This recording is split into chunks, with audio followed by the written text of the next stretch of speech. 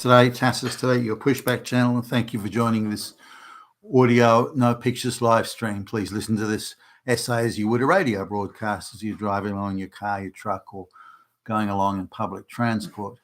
In this essay, I'd like to talk about hiring practices, as in quota hiring practices in this is the United States in the year 2021, where according to statistics, at least as I understand them, and this is stuff that's available online. Bloomberg touched on some of this as well. Matt Walsh recently did a vid about it, but I've been looking at this for a little while, and the numbers, if they're accurate, are pretty disturbing. So we're talking calendar year 2021 in the United States, and the biggest firms, like the top 100 firms, I think it was. I don't know if it was all 100 or some, or there was some cherry picking. That's a bit harder to determine here. But nonetheless, in the reporting, and these firms are required to report to the Department of Labour and Industry, or whatever they call it there. So only 6% of the new hires in that calendar year, 6%, so about 1 in 20, were white. The rest were brown, Hispanic, black, Asian, Indian, whatever. But so 94% of the hires in that year were non-white, 6% were white. Now, depending on whose numbers you look at, somewhere between sort of 60 and 70% of the population of the United States is white, but yet only 6% of the new hires were. Now that's staggering. It's almost unbelievable, but those are the numbers claimed. Again, I can't attest to the level of cherry picking that might go on here. Also, these companies were desperate at the time, desperate to show their super woke credentials. So, I mean, if they'd come out with statistics saying we murdered all our white employees, they'd probably still get gold stars and ticks and accolades for that as well.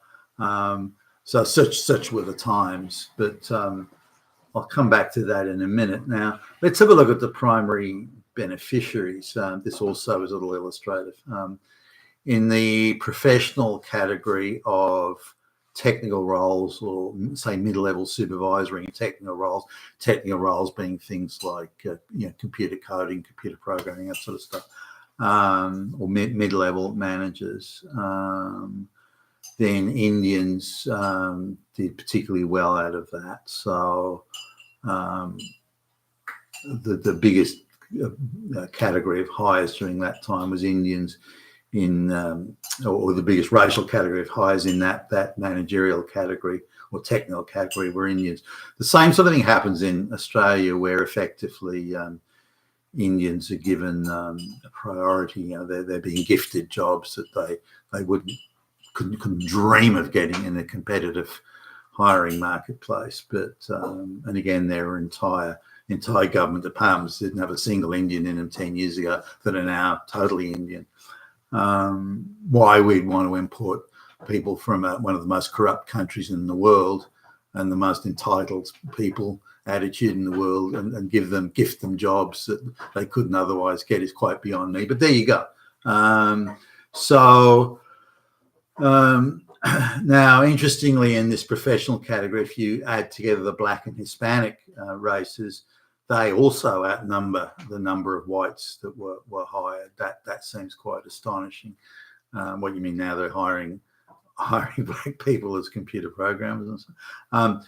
Now, in executive level managerial roles, but this is sub the seal, so it's not like chief executive or chief financial officer or something. These are the sub-level executive roles. Whites were also in a minority. It was more evenly split between sort of Indians and Hispanics. Hispanics were slightly outnumbering Indians. Blacks were not actually being hired in appreciable numbers in this category, or not much beyond their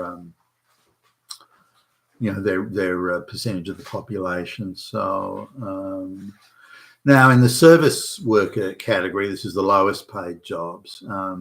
Whites were only hired in 9% of the jobs there, but this is higher than other categories.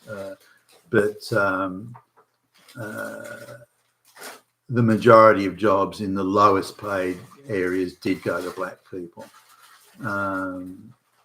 So let's just have a look at this split then. Only 6% of the total jobs were whites were hired, and they were a minority in every category. I suppose as a single block, they were the highest category in the executive or sub-level, sub-C level managerial roles, but as a single racial group, they were the highest. Now, but in relation to all the others, they were by far a minority. If you add up all the the blacks, the Indians, Hispanics, other Asians, and so on, then whites were quite a small, but they just happened to be the biggest single category of racial group in that. But again, the small white people were an absolute overall minority by a long shot. Now, this, I mean, where are the screaming radical leftist white, lesbian, Jewish feminists and all that sort of stuff? Where are they on this? Because only 3.5% of the employees that were hired in that year, 3.5% were white women, which includes, by the way, Jewish women. So what's going on here? This would seem to be white people are being discriminated against at crescendo levels, but no one's talking about it. I mean, seriously? I'm not aware of any member of the Congress that's talking about it. I'm not aware of any media outlet that's talking about this. And the same thing has to be happening all over the West. Again, you don't go from an all-white government department to a zero white people in the government department within 10 years unless there's a very focused effort on not hiring white people.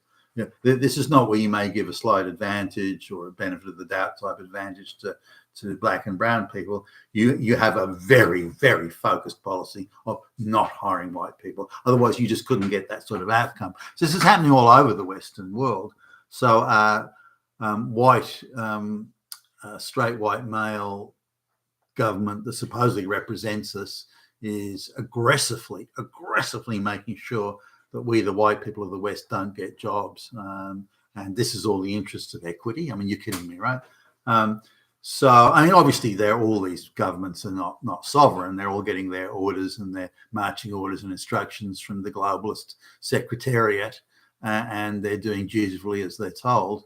When the globalist secretariat says, go and lock up all these white people who are protesting in England, don't worry about the fucking law or independence of the courts or the due legal process. Fuck all that. Just put the motherfuckers in prison. They're defying the globalist ideology. Just put the motherfuckers away. Just do it, all right? I mean, that's what's happening there. But coming back to the hiring of non-white people. Now, there's some more context I think should be added. Now, this is the during COVID, so new hires are being reduced considerably, and there are hiring freezes. They're letting people go. People are working from home. All this sort of stuff, and it's a little bit, as you try and look at the numbers here, are these hires people who are working remotely? Is it people that are in the what real job categories are these people working on? For example, they were setting up like small little warehouse type things where delivery drivers would pick up stuff and then go out and deliver it. Those delivery drivers were overwhelmingly non-white. It was only in the wider rural areas where you'd see more white people. But in the cities where all these deliveries and the lockdowns COVID lockdowns really having an effect, then you had gazillions of Indians and black people being drivers and deliveries and so on. So that would have skewed the numbers. So we need to understand COVID was going on at the time, and there were the lockdowns, and this would skew the numbers, and also gave an opportunity for these big companies to create or invent new categories of employee, so they could, using all forms of strangled logic, they could argue, well, look at all the minority groups we're hiring here. I mean, wow, racial minority groups, aren't we good? When that may not have necessarily been quite that may be a strangled representation of what they were doing, and they were doing this simply to window dress. And the other thing was, of course, the George Floyd thing, where in the wake of that, there was still this hangover of street demonstrations and riots and burning buildings down and so on. And in the areas where the riots were intense, this is where the bigger companies were hiring the most black people and giving them jobs. So you wonder whether there was a political agenda here. Just get these fucking people off the street, give them a job. I don't give a shit what job you get, anything. Just get them off the street. And whether that also played into the wider number crunching narrative. I think it did. And if you look at it, there appears to be, social political targeting of jobs and hirings around those sort of that sort of unrest at the time. And also these same companies are donating quite generously to black causes and Black Lives Matter groups. So the Black Lives Matter management can steal the money and buy themselves fancy mansions in all white areas. But these were some other factors that need to be considered. But no matter what politics you bake into this cake here, it's still a situation where there is a absolutely concerted effort not to hire white people. Now, what's even more interesting is that it's flagrantly in violation of the law. Flagrantly, not little bit, or it depends how you interpret flagrant violation of the law. And yet there is not one, that I'm aware of, there is not one industry group or government department or public service department or NGO or anybody that's chasing this through the courts. It would be an easy win, and yet no one's taking it up, which just seems odd to me. If the black lesbians denied a promotion somewhere, then that's it. It's a crescendo of international proportions. All resources, any amount of money. There's recently a case where a transgender person was told they couldn't use the women's bathroom at some hick out of the way pub in the middle of nowhere, out of the bar in the middle of nowhere. And that was it. The NGOs kicked into gear, the prosecutors department, the attorney general, it all just went into hysterical overdrive over something like this. Whereas we're looking at millions of white people who are being purposefully and willfully denied employment, even though they're the best applicant, most qualified, credentialed applicant by far, and nobody cares. I mean, you're kidding, right? But that's the sort of insanity that we're looking at. And one of the things that I hope, at least, that the Trump, hopefully the incoming Trump administration does, is that they vigorously go chasing after this and make sure that these companies are all prosecuted to the fullest extent of the law for flagrant breaking of the law. So that's my view on these things. You've been with Tacitus today, your Pushback channel, and thank you for listening.